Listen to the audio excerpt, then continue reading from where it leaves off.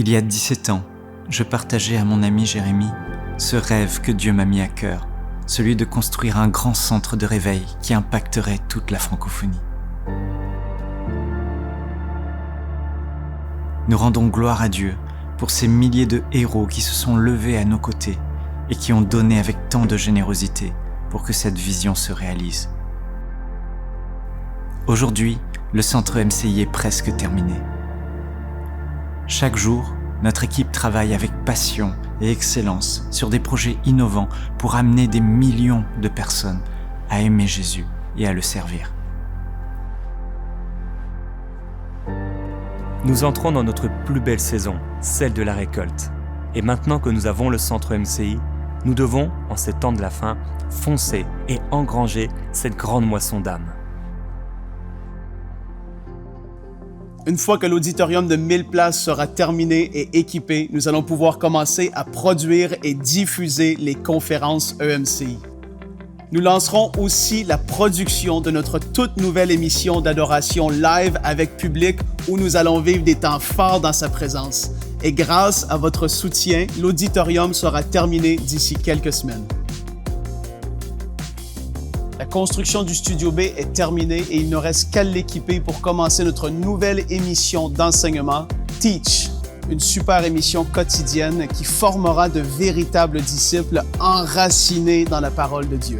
Nous produirons aussi de nouvelles émissions de qualité en partenariat avec différents ministères. Enfin, ce studio servira à filmer les formations de EMCI Academy, sans oublier les commentaires vidéo du tout nouveau projet révolutionnaire développé par EMCI, l'application Ma Bible.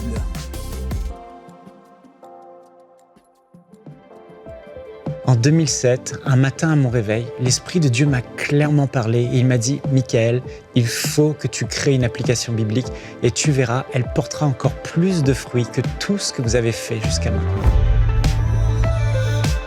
Il y a 2 ans, le Seigneur nous a dit qu'il fallait aller de l'avant avec le projet. Alors, on a fait un pas de foi et Dieu a amené tous les équipiers qu'il nous fallait pour pouvoir développer cette merveilleuse application. Récemment, j'ai eu l'occasion de partager la vision à mon ami Éric Sellerier. Il a tout de suite été super emballé par le projet. Et moi, je suis tellement heureux de pouvoir collaborer avec lui, de pouvoir travailler avec lui sur un projet d'une telle envergure. Je crois que le projet Ma Bible va être explosif. Et il va toucher des millions de gens.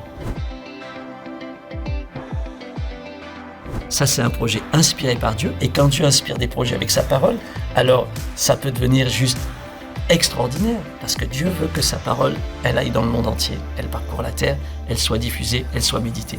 La Bible est vivante et c'est à travers elle que Dieu nous parle et nous voulons que l'application Ma Bible soit tellement qualitative et à la fois attrayante, à la fois user-friendly que toutes les générations, y compris les jeunes, prennent plaisir à la méditer.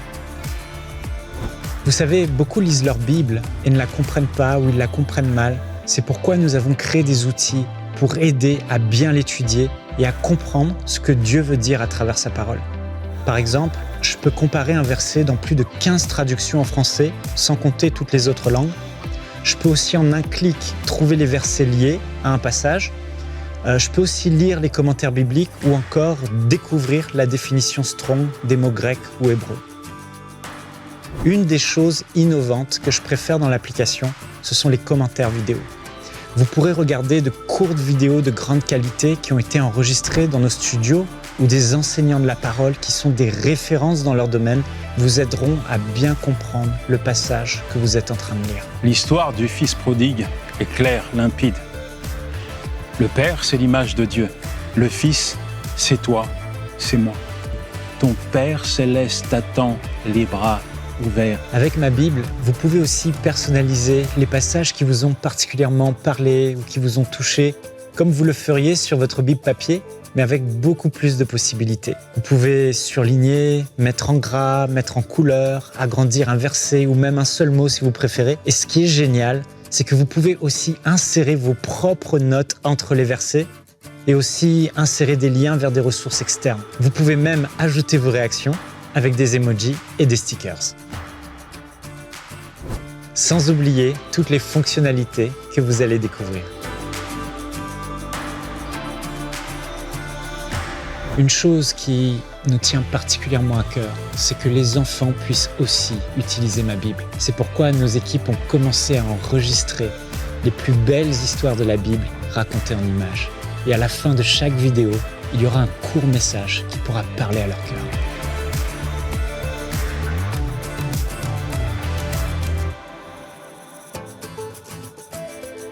Notre prière à EMCI est que ma Bible devienne ce puissant outil entre les mains du Seigneur qui l'utilisera pour amener une passion nouvelle dans le cœur de ses enfants pour sa parole et pour amener un grand nombre de personnes à rencontrer le Seigneur Jésus.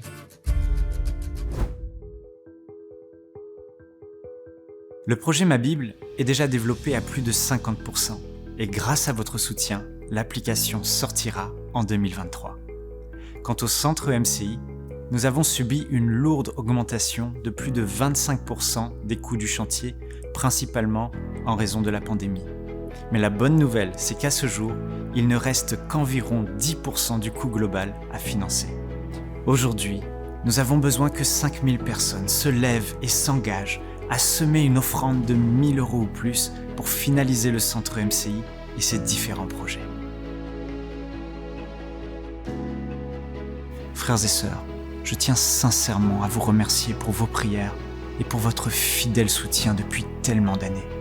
Vous ne pouvez imaginer à quel point vous êtes une bénédiction pour la francophonie et le fait de vous savoir à nos côtés nous encourage chaque jour dans cette mission extraordinaire que Dieu nous a confiée. Je suis convaincu qu'avec la grâce de Dieu, ensemble, nous allons encore une fois y arriver et que tous ces merveilleux projets marqueront notre génération et laisseront un héritage à nos enfants. Donnons premièrement pour que le royaume de Dieu avance, mais dans ces temps difficiles, souvenons-nous aussi de ce que Dieu nous a promis. Celui qui sème abondamment récoltera abondamment. Que Dieu vous bénisse. Semons dès maintenant pour vivre une grande moisson à travers les projets du centre EMCI. Pour faire votre don, rendez-vous sur emcitv.com/5000. Vous pouvez donner en une seule fois ou en plusieurs mensualités.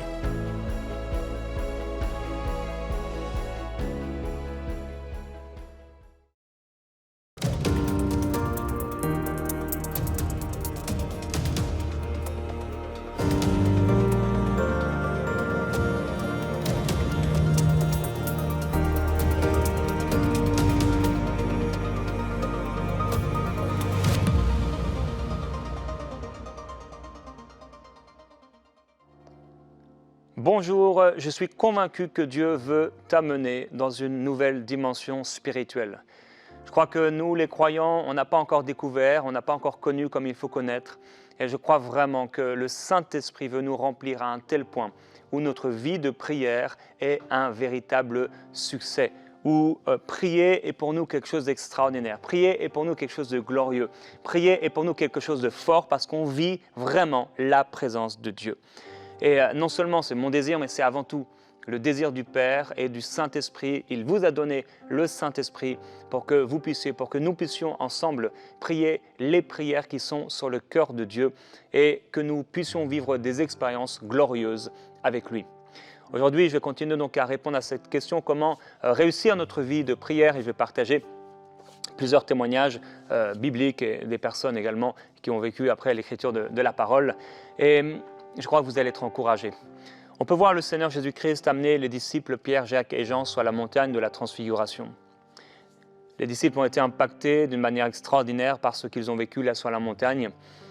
Le Seigneur Jésus-Christ, la gloire est descendue sur lui, la nuée de Dieu. Ils ont entendu la voix du Père et ils ont été marqués par cette expérience en voyant Jésus transfigurer, ses vêtements devenir plus blancs que le soleil.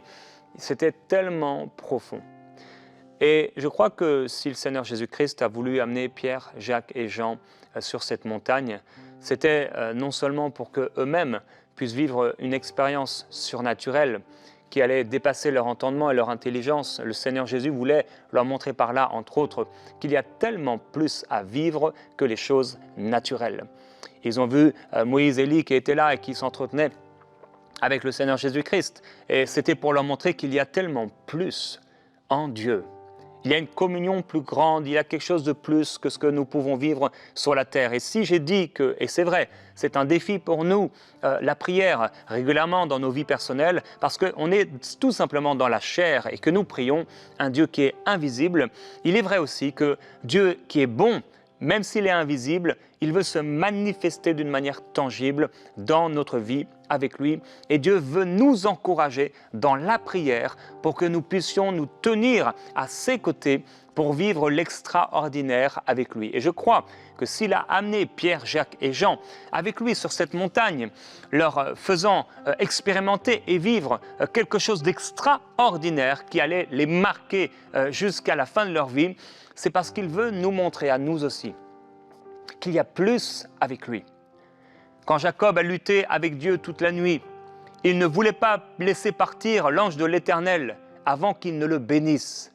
Quand il s'est battu, entre guillemets, avec le Fils de Dieu, c'était pour recevoir quelque chose de plus de sa part. Il voulait une bénédiction. Mon frère, ma sœur, nous nous approchons du Seigneur parce que nous l'aimons. Ça, c'est notre première motivation. Nous aimons Dieu et nous savons que Dieu aime la prière. C'est son moyen de communiquer avec nous. À EMCI, au tout début, alors qu'on était enseigne-moi.com et que même le site internet n'était pas encore sorti, je crois, où c'était tout au début, Michael a reçu cette parole de la part du Seigneur. Le seul lien qu'il y a entre cette œuvre et moi, c'est la prière. Et c'est la vérité pour tous les hommes. Le seul lien entre les hommes et Dieu, c'est la prière. Le seul lien entre ce projet et Dieu, c'est la prière. Mon frère, ma sœur, ce que Dieu t'a donné pour communiquer avec lui, c'est la prière. Ce que Dieu t'a donné pour voir la puissance de Dieu se manifester dans ta vie, dans la vie de ceux que tu aimes, dans la vie de tes voisins, etc., c'est la prière. La prière est une puissance pour nous qui croyons. Alors Dieu veut nous amener avec lui sur la montagne de la transfiguration. Il ne faut pas qu'on reste là dans la poussière. Il ne faut pas que nos corps, en fait, nous bloquent. S'il est vrai que, je l'ai dit, on est limité par nos capacités spirituelles, limité par nos émotions, limité par notre intellect, limité par les choses de ce monde qui sont là et qui font une pression sur nous pour qu'on les aime plus qu'on aime le Seigneur, on est limité, c'est vrai, mais il ne faut pas que ce corps et ses limites, ses limitations nous empêchent de vivre l'extraordinaire avec Dieu. Jacob a lutté, ça a été une marque dans sa vie. Il a reçu une marque dans son corps à cause de cette lutte.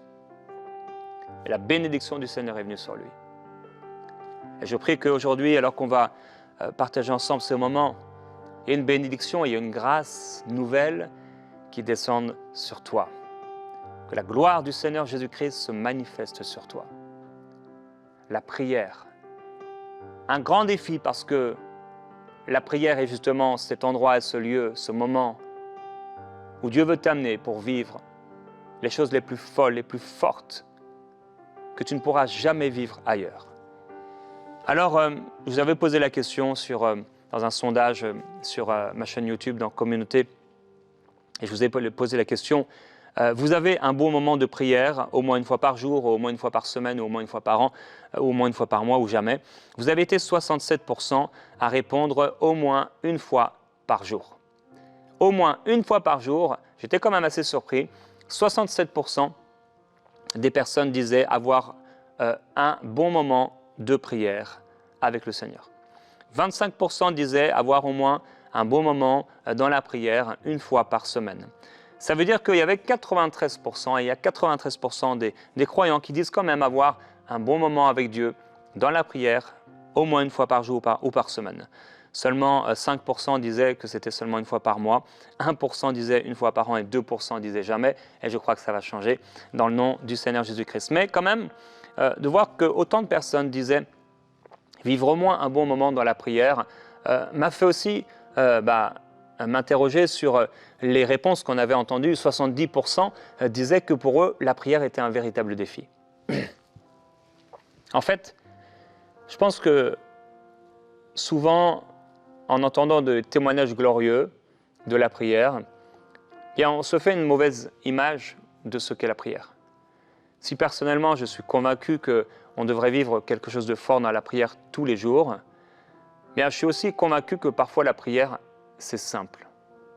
Vous savez, c'est comme dans le mariage ou comme dans la vie avec les personnes qui sont autour de nous. Et les choses ne sont pas toujours extraordinaire. Ce n'est pas tous les jours le jour du mariage. Après le jour du mariage, eh bien, on entre dans une communion, dans une intimité, et les choses sont simples. Parfois, ici et là, on va avoir un enthousiasme, etc., pour les personnes qui sont autour de nous. Et parfois, on est là simplement dans la vie de tous les jours, et il ne faut pas mépriser cela. Et donc, je suis heureux d'entendre et de voir que beaucoup de croyants vivent au moins une fois par jour un bon moment avec Dieu dans la prière. Mais en même temps, entendre ces mêmes personnes, 70%, c'est à peu près le même chiffre. En fait, on a 70% des personnes qui disent que la vie de prière est un véritable défi, mais on a aussi 70% des personnes qui disent qu'au moins une fois par jour, elles vivent un bon moment avec Dieu. Donc, ça nous montre que des fois, on est trop dur avec nous-mêmes. Et ça nous montre aussi que Dieu est bon et qu'il est fidèle. Et je prie que nous puissions apprécier les bons moments que nous vivons avec le Seigneur. Dieu est bon, il est fidèle et il est merveilleux. Et je prie que vous puissiez faire partie de ces personnes qui vivent chaque jour un bon moment dans la présence de Dieu. Alors on a commencé à répondre à cette question, comment on peut réussir notre vie de prière? Et je vais continuer un peu en partageant quelque chose quelques points avant de partager un ou deux témoignages. Il est évident que pour réussir notre vie de prière, il faut prier avec foi. Jésus dit, tout ce que vous demanderez avec foi dans la prière, vous le recevrez. N'est-ce pas une vie de prière réussie qu'une vie de prière où vous priez pour les choses et vous les voyez se réaliser? C'est extraordinaire. Nous prions pour quelque chose et nous voyons cette chose se réaliser. Alors ça nous pousse et ça nous aide à prier. Si chacune de nos prières était exaucée, eh bien on serait les personnes qui passeraient le plus de temps dans la prière parce qu'il y aurait tellement de choses qu'on voudrait faire pour les gens autour de nous. La prière, lorsqu'elle est faite avec foi, le Seigneur nous promet que si nous prions la prière de la foi, nous recevrons ce que nous demandons. Alors dans la prière, il faut prier avec foi. Oui, celui qui s'approche de Dieu doit croire qu'il existe, mais aussi qu'il est le rémunérateur de ceux qui s'approchent de lui. Quand tu t'approches de Dieu dans la prière, tu ne vas pas comme ça simplement parce qu'il faut prier. Non, il faut s'approcher dans la prière et Seigneur, merci parce que tu es vivant et si tu es vivant, je sais que tu m'écoutes et je sais que tu vas me répondre, même s'il faut prier 50 fois pour cette chose. Je sais que le Seigneur va me la donner. Vous savez, je dis parfois on entre à l'église et on entre à l'église avec la même attitude qu'on entre dans un cinéma. On sait qu'on est à l'église, mais on sait aussi que quand on va au cinéma, on est dans le cinéma, mais on n'a pas préparé nos cœurs, on n'est pas dans une expectative, on n'a pas une soif, on n'a pas une faim de rencontrer Dieu, on n'a pas une expectative qu'il se passe quelque chose. Eh bien, c'est pour ça que malheureusement, souvent on ne vit pas ce qu'on devrait vivre dans l'église locale. Mais c'est la même chose dans la prière.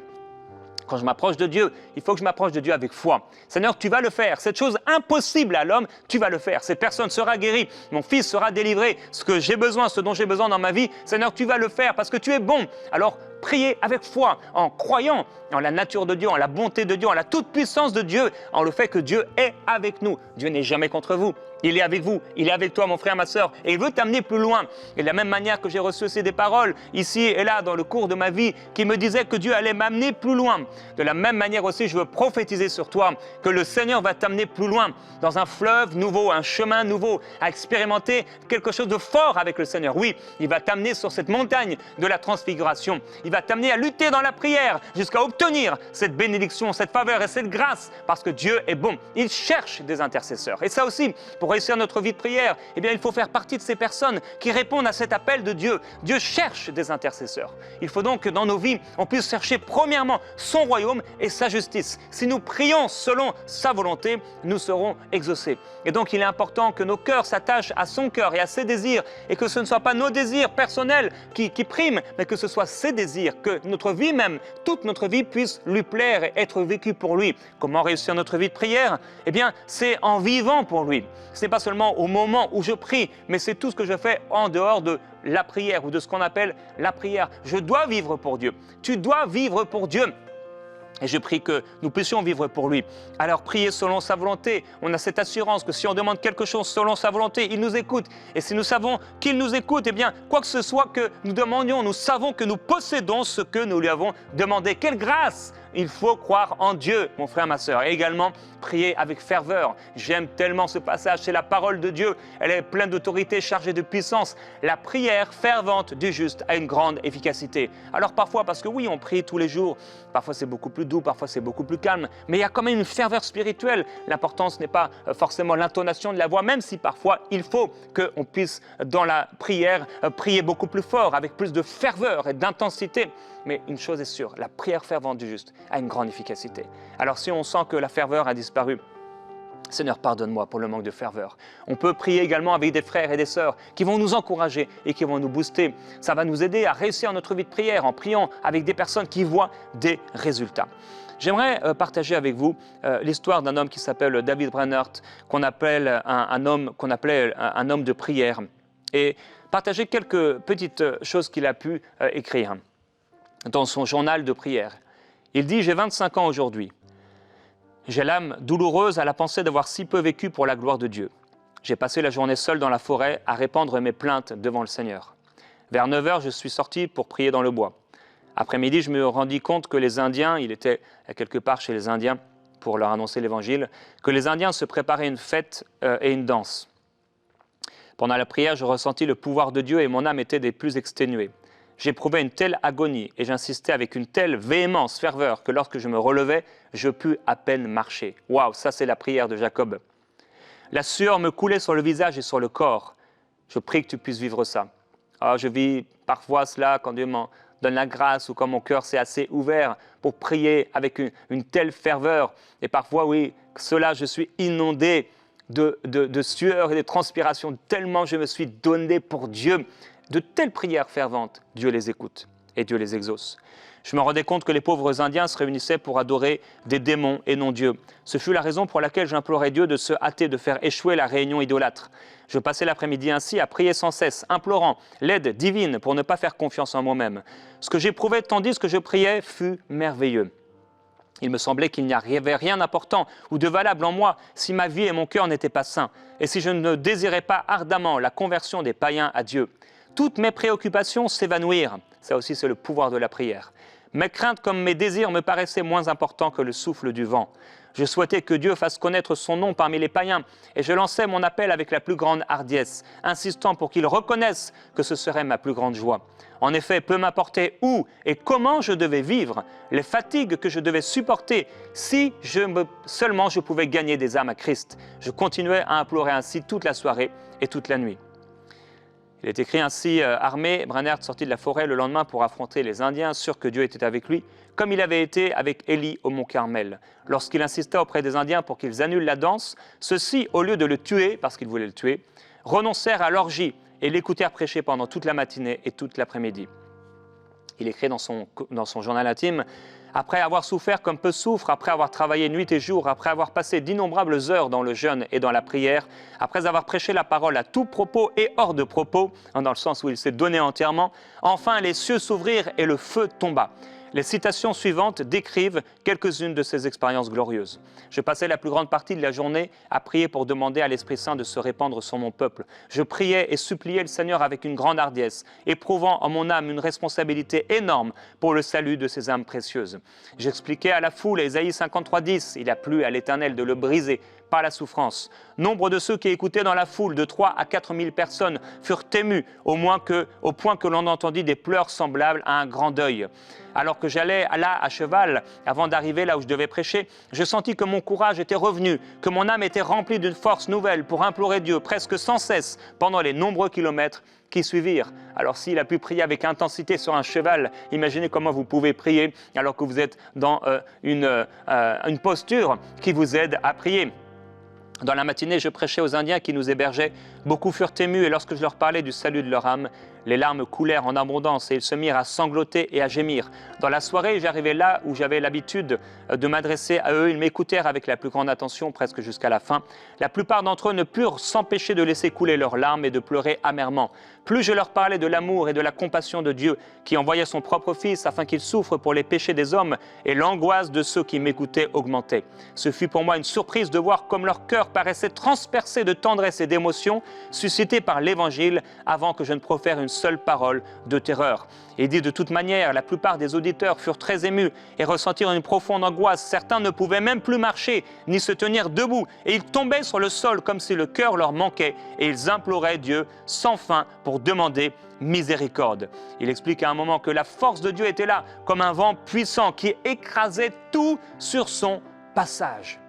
Waouh, extraordinaire témoignage de quelqu'un qui a vécu des choses fortes avec le Seigneur dans sa présence et dans la prière. Et je crois que Dieu veut que nous puissions, dans la prière, devenir ses intercesseurs. Il cherche des intercesseurs. Il est écrit après l'expérience qu'il a vécue qu'un autre soir, il était là auprès des Indiens et découragé, il s'est retiré dans la tente puisqu'à ce moment-là, les Indiens ne s'étaient pas donnés au Seigneur. Et ils ne savaient pas que plusieurs d'entre eux s'étaient approchés de sa tente pour le tuer.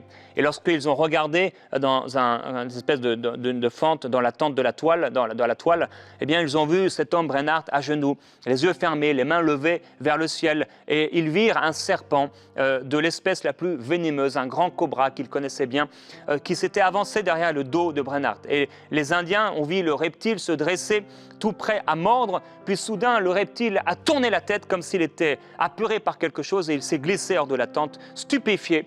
Ils ont renoncé immédiatement à le tuer et ils ont été raconter tout cela à toute la tribu et cela a créé un réveil par la suite. Alors, je vous ai aussi posé la question sur un sondage. Avez-vous déjà vécu une forte expérience pendant prière inspirée? Et la moitié des personnes qui ont répondu au sondage ont pu dire oui.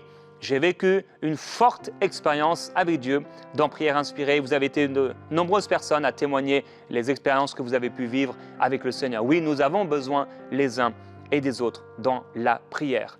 Demain, frères et sœurs, je vais faire une 4e émission qu'il ne faut absolument pas rater, que j'ai intitulée « Je vous aide à réussir votre vie de prière ». Je vous invite vraiment, frères et sœurs, à revenir demain donc dans Prière inspirée pour écouter ce moment particulier. Alors, frères et sœurs, par la prière, le grand cobra peut se détourner. Le grand cobra qui était là derrière l'homme de Dieu, l'homme de prière, les hommes qui étaient là comme des cobras pour le tuer. La prière d'un homme faite avec ferveur, faite avec passion, faite avec foi, peut faire la différence. La prière d'une femme qui se lève et qui peut-être a moins de muscles que l'homme, peut-être a l'air d'une apparence plus fragile. Mais lorsqu'une femme se lève dans la prière pour prier avec ferveur et avec foi, avec intensité, Dieu exauce de telles prières. Et j'aimerais prier ensemble avec vous aujourd'hui pour que le Saint-Esprit puisse vous toucher. Parfois dans la prière, il faut savoir enlever ses chaussures et pouvoir devant Dieu se mettre là, à genoux dans la présence de Dieu, les yeux fixés sur le Seigneur, et prier avec ferveur et avec foi. Mon frère, ma sœur, j'aimerais que la puissance de Dieu descende sur toi, et que Dieu fasse quelque chose de nouveau dans ta vie. Alors Père, je prie pour mes frères et sœurs. J'ai enseigné, j'ai parlé. Seigneur, j'ai expliqué, j'ai raconté. Mais toi seul peux les toucher. Père, ni par force ni par puissance, mais par ton esprit, tu peux les remplir à déborder. Et Père, je prie que tu viennes, Seigneur, comme les secouer comme un arbre, et que tout ce qui doit tomber tombe, afin qu'ils puissent être légers pour la prière. Père, je prie afin qu'ils soient libérés de l'amour du monde, libérés des choses comme ces araignées dont on a parlé. Seigneur, qui viennent les empêcher de pouvoir entrer dans la prière et la prière fervente. Père, je prie que l'amour du monde, ils en soient libérés.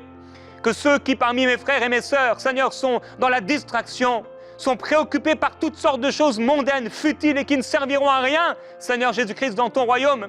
Je prie que leur cœur soit envahi par un amour nouveau pour toi. Je prie que leur cœur soit envahi par une passion nouvelle pour toi. Je prie que leur cœur soit envahi, Seigneur, par un feu nouveau et une ferveur nouvelle, une intensité nouvelle dans la prière. Père, je prie que ton amour les couvre et qu'ils puissent triompher dans la prière.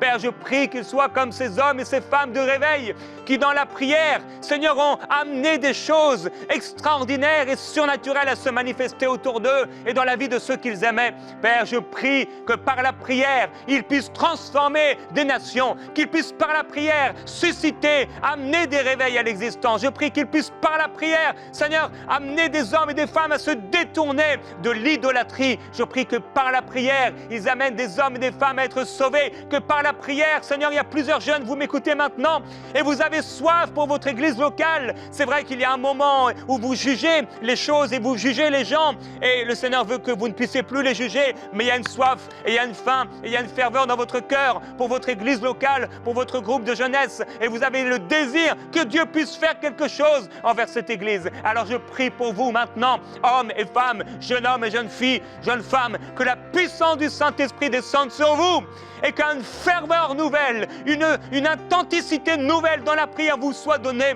que vous puissiez venir dans la prière encore et encore, avec discipline, mais avec ferveur, avec intensité, que le Saint-Esprit puisse vous saisir là où vous êtes et qu'il vous amène sur la montagne de la transfiguration, ce que l'homme ne peut pas faire, ni par force et ni par puissance, que le Saint-Esprit le fasse dans votre vie. Au nom glorieux de Jésus-Christ, là où vous êtes, qu'il vous remplisse de son esprit et que vous puissiez déborder, avoir une vie de prière réussie. Père, Seigneur, et à moitié des personnes ont vécu des choses fortes avec toi dans Prière Inspirée. Seigneur, beaucoup d'autres ont vécu après les émissions des choses fortes avec toi. Mais Père, je prie pour plus de toi dans leur vie. Je prie que des choses extraordinaires et surnaturelles se manifestent dans leur vie, Seigneur. Et je prie que maintenant même, la puissance du Saint-Esprit vienne sur eux. Merveilleux Saint-Esprit, inonde-les, touche-les, saisis-les par ton esprit. Qu'un vent, Seigneur, les visite et les terrasse et mette à nu, Seigneur, tout ce qui doit être mis à nu. Qu'ils puissent se débarrasser de tout ce qui te déplaît. Que, Père, ils aient une conscience maintenant rafraîchie. Une conscience comme celle d'un petit enfant qui n'a jamais péché. Qu'ils puissent se débarrasser, Seigneur, de tout ce qui te déplaît et vivre pour toi. Père, envoie-leur ton esprit. Remplis-les de ton esprit.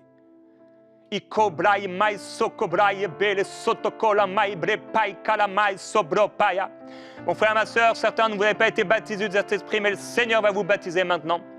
Et d'autres, vous avez été baptisés du Saint-Esprit, vous ne priez plus en langue comme il faudrait prier. Et je prie que maintenant, il y ait une ferveur nouvelle qui vienne sur vous, afin que vous puissiez prier dans l'Esprit avec force, autorité et puissance.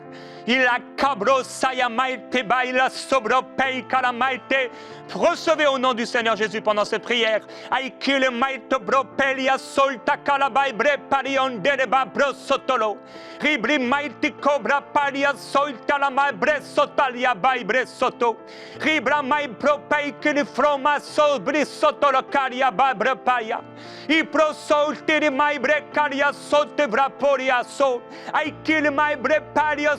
Mai brepario I prosotolo mai bricala mai brasotolaya I kill froso I ma broparia saitalaba Ribro puistala mai kilbra paya saitalaba I call mai sobre pai di call mai talaba praia Et so qu'il belia mai prosotalaba. Père, je prie pour un réveil spirituel dans leur vie au nom de Jésus. Oh, dans leur vie, Père, remplis-les et inonde-les, qu'il y ait un feu nouveau qui les embrase, qu'ils se réveillent en pleine nuit, Seigneur, remplis de transpiration, Seigneur, avec une ferveur, une intensité, parce qu'ils auront déjà prié, Seigneur, en dormant, et ils vont se réveiller dans la prière, ils vont proclamer tes paroles. Il y a une ferveur, Seigneur, qui va se manifester. Je prie qu'à tout moment de la journée, Seigneur, ils aillent sur la montagne de la transfiguration et qu'ils vivent quelque chose de nouveau. Seigneur, une puissance nouvelle dans la prière. Tu cherches des intercesseurs. Tu ne cherches pas seulement des personnes qui communient avec toi, mais tu cherches des gens qui vont intercéder pour les nations,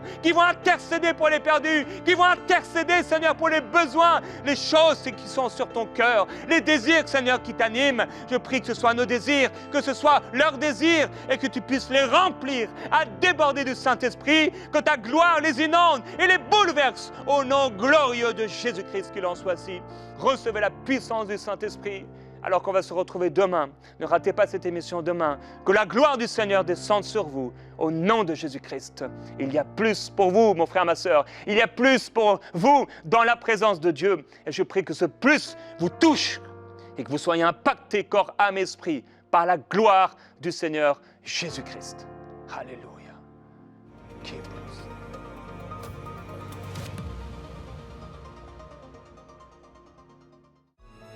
Semons dès maintenant pour vivre une grande moisson à travers les projets du Centre EMCI. Pour faire votre don, rendez-vous sur emcitv.com/5000. Vous pouvez donner en une seule fois ou en plusieurs mensualités.